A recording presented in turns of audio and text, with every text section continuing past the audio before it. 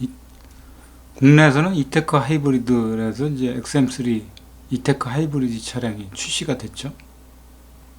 근데 이 하이브리드 차량에서 이제 대표 주자로 볼 만한 차량이 도요타의 프리우스 차량입니다. 이 프리우스가 이제 4세대까지 나왔죠.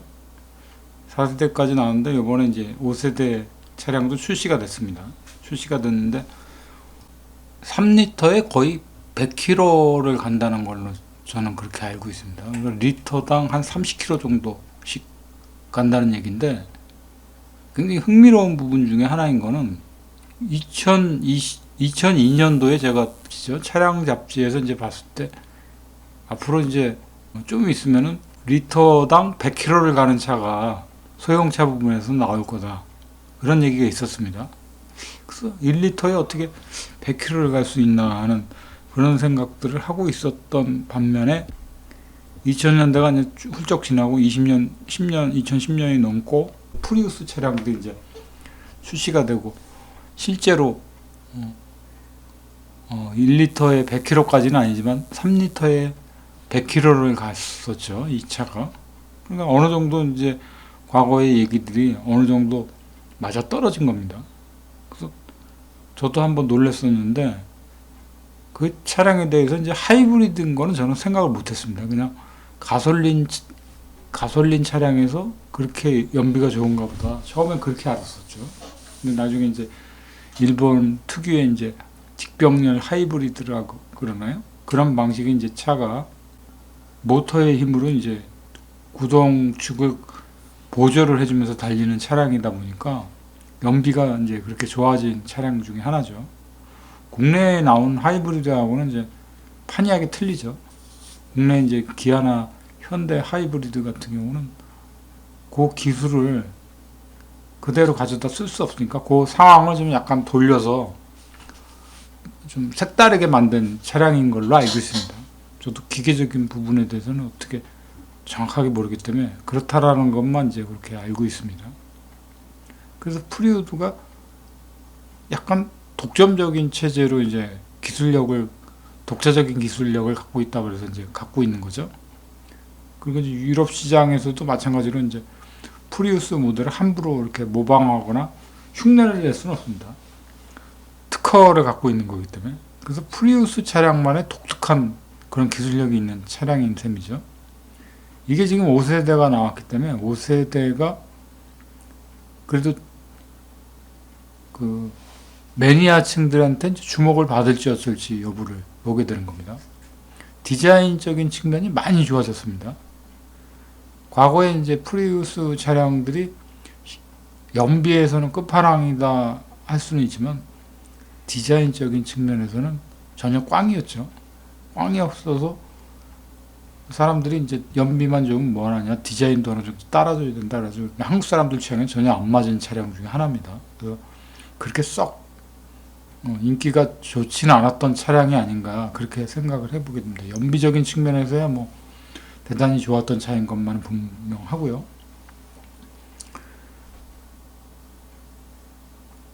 근데 5세대 차량은 확실히 달라진 것 같습니다. 확실히 달라져 보이는데 디자인도 이쁘고 거의 스포츠카에 가까운 거죠. 여러분들 보시기에도 그러리라고 봅니다. 근데 이제 한국 사람들 취향은 일본 사람들하고 좀 비슷한 느낌을 주면서도 일본에 대한 이제 적대감들이 많기 때문에 쉽게 일본 차량을 이제 구매하려고 하는 층들이 그렇게 두텁지는 않은 것 같습니다. 제가 봤을 때는.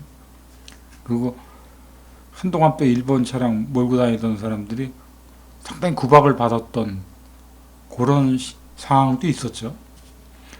그렇기 때문에 이제 주변 상황들 때문에도 사고 싶어 하는 사람들도 있었을 겁니다. 그렇지만 그런 눈치 보느라고 또 못 사는 경우도 있을 테고요. 그러니까 이게 일본하고는 뗄래야 뗄 수 없는 이상한 관계로 도 있기 때문에 물건 하나를 구매할 때도 주변 사람들 눈치를 봐야 되는 상황이 분명히 빚어집니다. 그래서 이제 일본 차에 대한 거를 다루기가 쉽지가 않다는 게 바로 그런 겁니다. 근데 객관적으로 보면 그 기술력이나 뭐 이런 부분에 있어서는 상당히 앞서 있는 걸로 알고 있습니다. 그래서 일본 차들이 좀 국내 시장에 이렇게 많이 들어오게 되면은 아무래도 반응이 뜨거울 것이다 이런 생각들도 예전에 했었습니다. 2000년도 초반에. 근데 국내 공개돼서 이제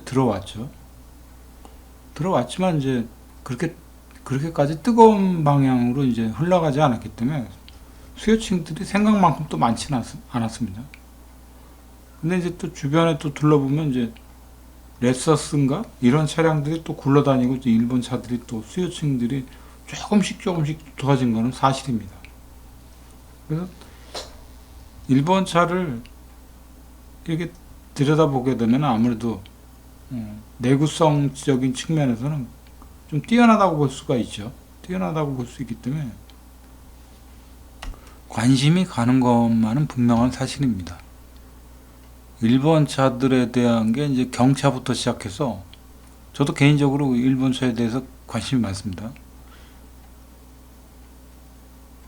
관심이 많은데 주변 상황들을 좀 보는 거죠. 사람들이 일본 차에 대해서 이제 언급을 하게 되면 굉장히 싫어하는 친구들이 많기 때문에 국내에서는 저도 개인적으로 마찬가지입니다. 일본 사람들에 대해서 뭐 그 예전 그 우리가 이제 일본한테 침략을 가까운 시절에 이제 침략을 당했었던 것도 있고 정치적으로 계속 그거를 얘기를 하죠. 그러니까 머리에 이제 완전히 주입이 된 겁니다. 어렸을 때도 이제 교육을 받기를.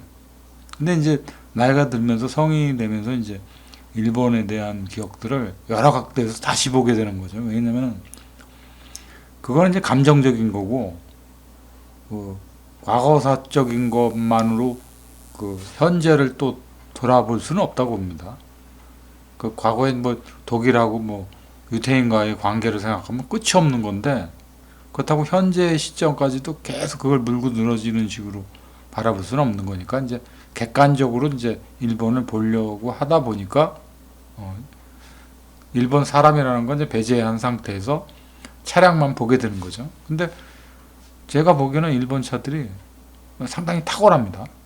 탁월한 게 사실이기 때문에 피해갈 수 없는 거죠. 그러니까 밉다 그래서 저 차가 탁월하지 않다 이렇게 얘기할 수는 없는 거니까 그건 분명한 사실이니까 그렇게 얘기를 하고 싶은 거죠. 그리고 관심도 갖게 됩니다. 왜냐면 기술력이 있으니까 상대가 밉다 그래서 그 사람의 재주까지도 미울 수는 없는 거니까요. 그래서 그런 것들은 우리가 배워서 취하면은 뭐 나쁠 건 없지 않다라는 생각을 가져보게 됩니다. 일본하고 경쟁적인 건 경쟁을 하더라도 우리가 그들한테 배워와야 할 거는 분명히 배워와야 한다라는 게 제 생각이기도 합니다. 과거에 우리가 일본이 이제 아시아에서 산업혁명을 제일 일찍 받아들이긴 했지만 우리가 실질적인 산업혁명은 60년대부터 시작되는 게 아닌가 그런 생각을 해보게 됩니다. 일본의 많은 기술력들을 가져왔죠 우리가.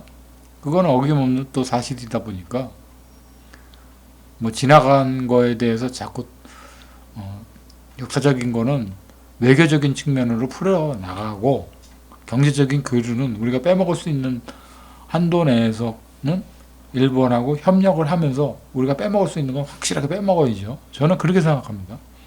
기술력이 좋다라면 그건 분명히 인정을 하고 우리가 가져다 쓸 수 있는 부분이지 않습니까? 그들이 오픈을 안 한다 그러면 모르지만 오픈한다라고 하는 가정 하에 우리가 그들과 이제 손을 잡는 거죠. 그래서 그 일본의 기술을 많이 가졌다가 우리 거화 시켜야 된다는 게 이제 저의 이제 개인적인 생각이기도 합니다. 그래서 일본 차들에 대한 관심을 갖고 싶은 거죠.